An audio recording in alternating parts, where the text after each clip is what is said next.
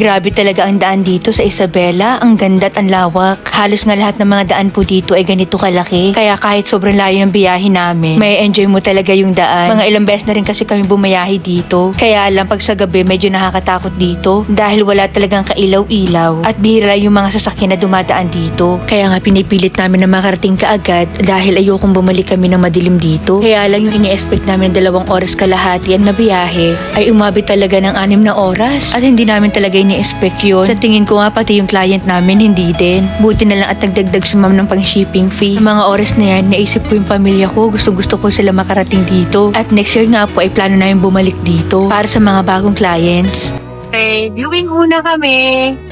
At babay talaga si Lord sa amin kasi kanina may narinig akong pumutok pag natanggal yung isang tali. Sabi ko sa inyo si Lord is laging nandyan. Isa na yan Yan nyo? Isa na. Nandun kami sa deliver, walang suka. Nailipad. Anyway, tinan nyo yung view dito. Ganda. Napaka-peaceful.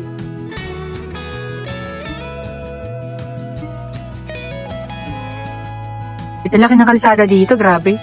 Isa ito sa mga lugar na puntahan ko na laki ng mga kalsada. At ang haba. Di ba yung iba paputol-putol? Oh. Pumunta kami ng Cagayan Valley. Dumaan din kami dito, marami lang akong na buka. So sa mga hindi pa nakakarating ng Tubigaraw, Isabela, Cagayan Valley, ang laki po ng kalsada dito.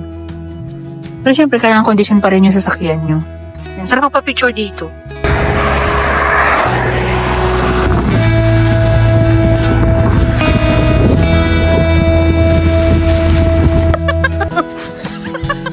Ang laki naman ng ibon na to.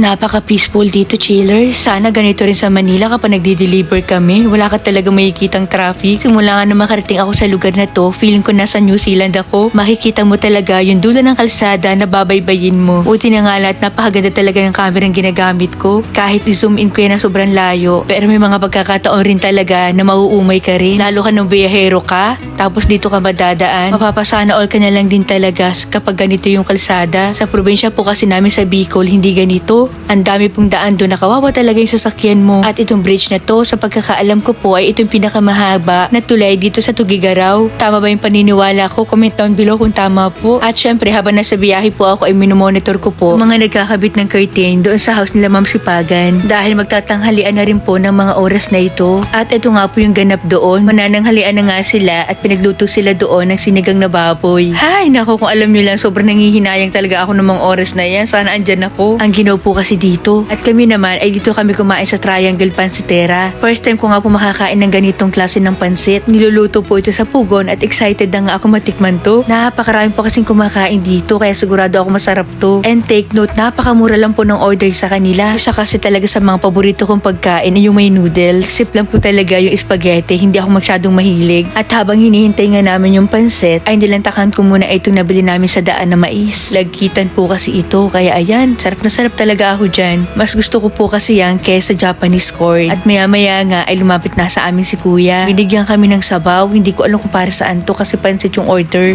Option lang naman daw ito. Pwede mo higupin, pwede mo ihalo doon sa pansit na niluluto nila. Nagustuhan ko din dahil hindi siya lasang nor cubes. Nung nasa daan kami kanina ay nagkikrib din ako sa lechon. At minadaanan nga kami at bumili lang ako ng konti. Makatikim lang. Dala mo yan? Uy! Pakarami Isang order. Ito take out na lang namin yan.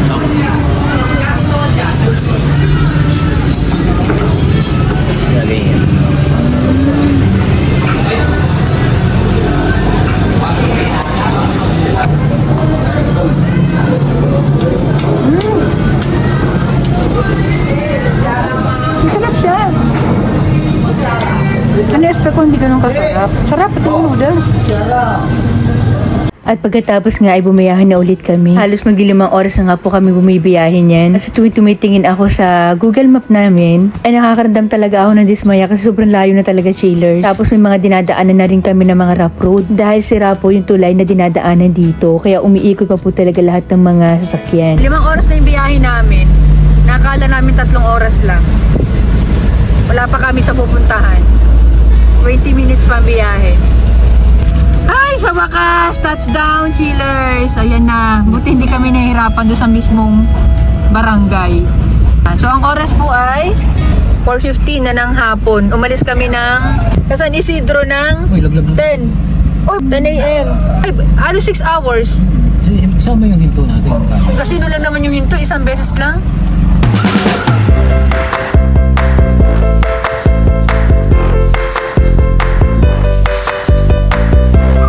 Ang ginaw dito, chillers. Bako, tapakan po ninyo ha. May ano po yan. Ay, matatanggal yan? Tatanggalin po yan talaga. Ay, kakabitan pa po ng paa yan. Bigat po yan ha. Ay, mabigat to? Mabigat po yan. Ay. Wait lang po, wait lang.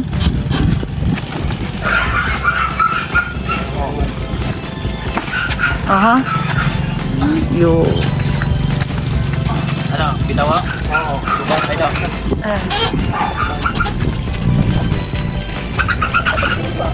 Ito. Oo, matapakan po eh. Tatapo na po yan. Lalagyan pa po ng paa. Ang laki naman pala yung pinto.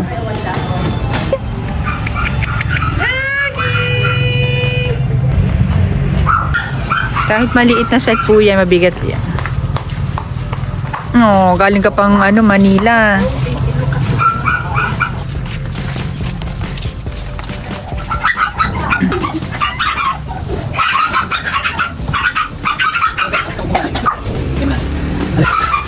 Tumutulog na si ate, oh.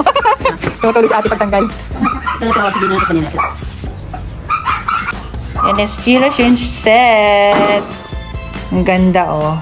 Screenshot sa may gusto. Pwede natin, chillers, baguhin yung ano neto, ha, armrest. Ayan. Ito. Pwedeng baguhin natin to, gagawin nating leather, o babaguhin natin yung kulay, depende sa inyo. Dapat po ganun yung gagawin namin, nagbago lang yung isip ni ma'am. Sabi niya, sige, lahat mo na lang. Siyempre, hindi mawawala ang True Pillows free, ah.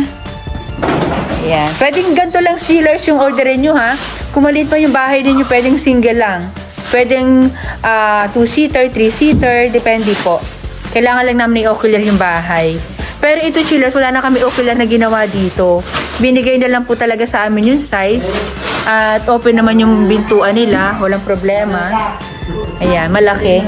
So, pwede yung gawing center table po yan, upuan. Ayan, lagyan nyo lang dito ng glass. Pwede nyo palagyan ng glass yung ibabaw. Ayan. Ako po kayo, testingin nyo na muna. Opo, sige po. Sabi ko kila nanay, subukan nilang upuan. Sige po, upo po kayo. Mga relatives din, pamilya po kayo.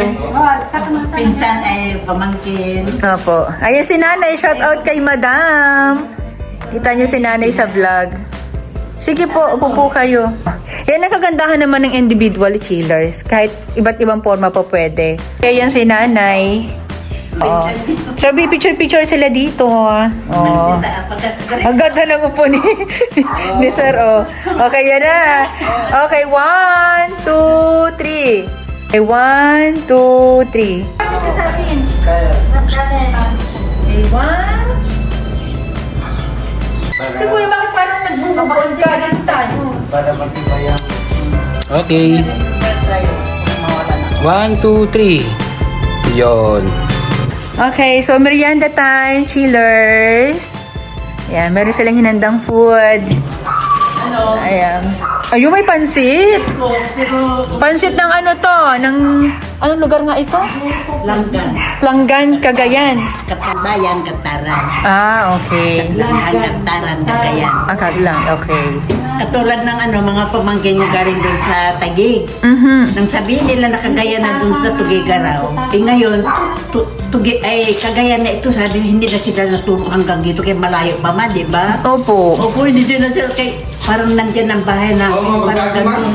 Ano, salita sa inyo ng kain na tayo? Mangantay. Ay, Mangantayon din. Ilocano. Ilocano man. Okay, Mangantayon chillers. Inaalo kami ni nanay, sabi niya, gusto niyo magkape kayo. Masarap nga na magkape dito kasi malamig. Malamig ba? Sige lang. Kahit hindi na sa Coke, hindi kami mahilig mag-Coke, kape yan. Nakakatuwa, natutuwa yan si Madam habang pinapanood itong clip na to. Dinamihan ko po talaga yung tea. Thank you po. Init po ito. Ayan po yung nasa sasakyan, chillaxing cheers. Sa po yan sa YouTube, sa Facebook naman, dagdagan mo na ng vlog.